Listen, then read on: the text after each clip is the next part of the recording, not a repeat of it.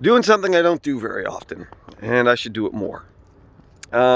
Today, things got a little out of hand. Not in necessarily a bad way, but a lot of things just started happening at once, and a lot of expectations all at once, and I kind of got a little overwhelmed.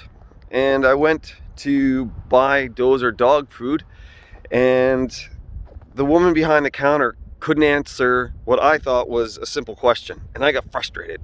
And I looked at her and I said, you know what, you don't know what you're talking about. And I turned around and walked away, and then I turned around and said, I'm sorry, because I was allowing all the things that are getting at me and bothering me to cause me to do that to somebody else. And that's not right.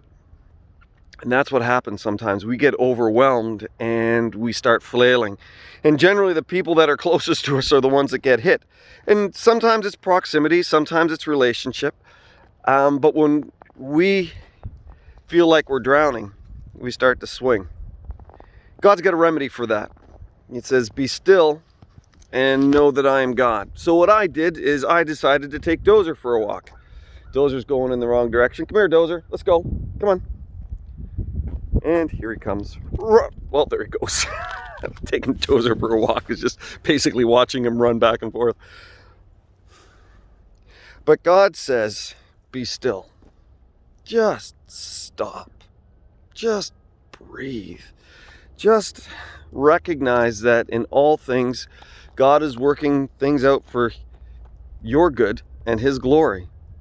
If things get overwhelming, I was thinking about Moses. And when Moses got the people of the nation of Israel out of Egypt and then ended up at, he's got the Red Sea in front of him, he's got the army behind him, and he had no choice but to stop. And God answered him there. He goes, don't worry about it. I got this covered. And God did. God worked it out.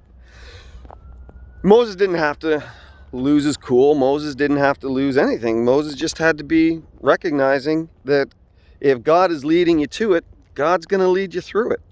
And sometimes leading us through it isn't easy. Sometimes it's kind of difficult. But God says, I will give you everything that you need. I will supply all your needs according to His riches and glory. That's pretty significant. Sometimes I need to stop and think, who's God to me? Number one, God is the lover of my soul. God is the one who pursued me. And when I didn't deserve anything, He chose to love me, call me out of darkness into His glorious light. He was the one that chose to open prison's doors and set me, a sinner, free from the captivity of sin.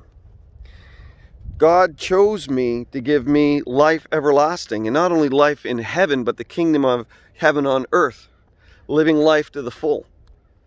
I have a lot of things to thank God for. Thank Him for family, thank Him for friends, thank Him for all the people that support me and encourage me and love me. I thank Him for a warm place to live, the vehicles I need to do the job that I need to do and get to me where I need to go. And you know what? It's one thing to stop and thank God for all the good things, but when we thank God for only the good things, then whether consciously or subconsciously, we think all the difficulty is not of God.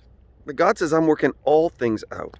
He said, I've determined your times and the bounds of your habitation, they might seek the Lord, though you be not far from every one of us. It says, we rejoice in our sufferings, because our suffering produces perseverance, perseverance, character, and character, hope. See, God also allows us to go through difficult times. God also allows us to be in situations where we're going to feel overwhelmed. And we're going to look and say, God, how can I do this? And God's going to say, step back. You know what? Breathe. Know that I am God. And if I am God, then I'm in control. And if I'm in control and I love you, you got nothing to worry about. And God says, I do love you. I love you before the foundations of the world. So if God is in love with us, God desires intimacy from us. God wants to show us His power, His presence, His perseverance in our lives. He wants to show us how He provides for us. He wants to show us all these good things. Sometimes the only way that we can see it is when we're put into a place where we can't do it ourselves. God says, let me prove it to you.